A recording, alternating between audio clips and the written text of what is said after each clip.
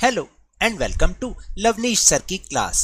This is Directorate of Education GNCT of Delhi's worksheet number 14, and it is only for 7th class students. It has taken from the subject science, and we will learn and understand and continue the chapter nutrition in animals.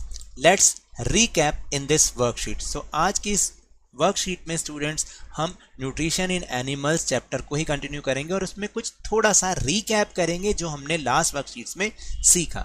So without wasting our time let's start and understand with मी.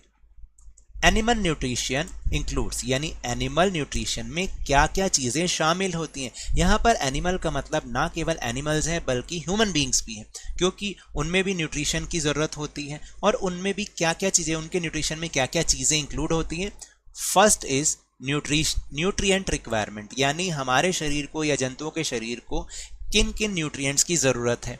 दूसरा है कि mode of intake of food, यानी वो किस प्रकार से अपने food को अपने अंदर इनटेक करते हैं. और उसके बाद utilisation of digested food in the body, और जो फूड डाइजेस्ट हो जाता है उसका क्या यूटिलाइजेशन होता है बॉडी में. ये तीनों चीज़ें इस न्यूट्रिशन में इंक्लूडेड होती हैं.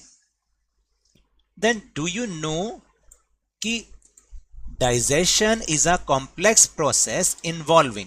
देखिए, जो डाइजेशन होता है वो एक बहुत ही कॉम्प्लेक्स प्रोसेस होता है जिसके डिफरेंट स्टेप्स होते हैं. क्या क्या? इंजेशन का मतलब इनटेक करना, डाइजेशन यानी कि पाचन होना, फिर उसके बाद होता है एब्जॉर्प्शन, यानी कि जो फूड हमने इनटेक किया है वो एब्जॉर्ब होता है हमारी बॉडी के अंदर.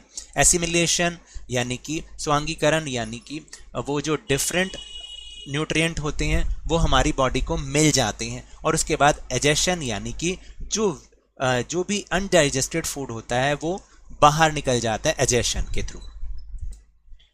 फिर इसके बाद है the human digestive system consist of the. देखिए, जो ह्यूमन डाइजेस्टिव सिस्टम होता है उसमें बहुत सारी जो ऑर्गन्स होते हैं वो उसमें इंक्लूडेड होते हैं. यानी डाइजेस्टिव सिस्टम कोई एक ही ऑर्गन नहीं बनाता बल्कि उसमें कई सारे ऑर्गन्स उसमें इंक्लूडेड होते हैं, जैसे buccal cavity, oesophagus, stomach, small intestine, large intestine, ending in rectum and anus. यानी ये सारी चीज़ें शामिल होती हैं जिनको अभी मैं आपको आगे क्वेश्चन में दिखाऊंगा भी कि वो कौन कौन से पार्ट होते हैं.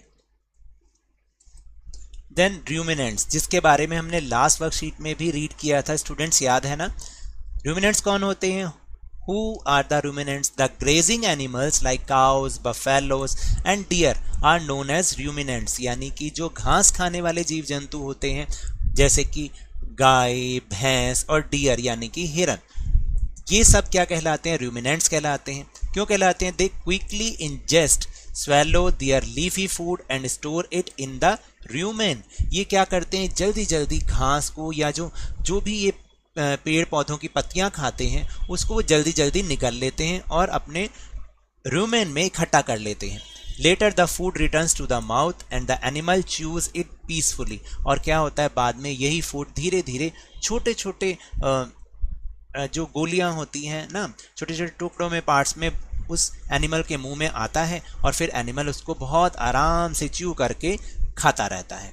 तो इसको हम कहते हैं, इन एनिमल्स को जो ऐसा करते हैं उनको हम रूमिनेंट्स कहते हैं.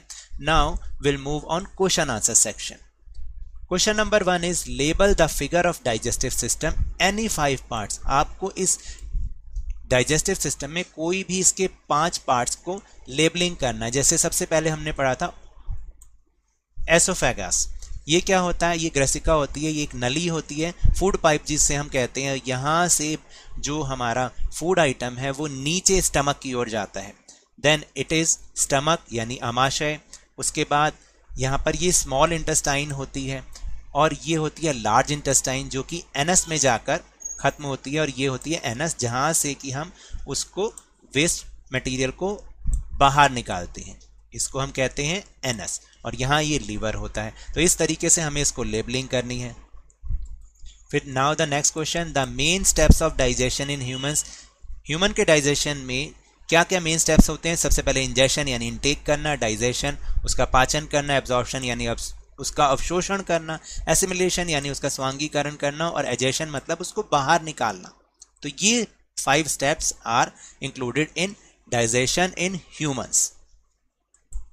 तो टेलीग्राम ऐप पर हमने अपना चैनल लवनीश सर की क्लास खोला है, जिसका लिंक आपको डिस्क्रिप्शन बॉक्स में मिलेगा। वहां से आप इस चैनल को ज्वाइन करिए और इस चैनल इस वीडियो का जो लिंक है वो भी आपको मिलेगा, दूसरे वीडियोस का लिंक भी आपको मिलेगा।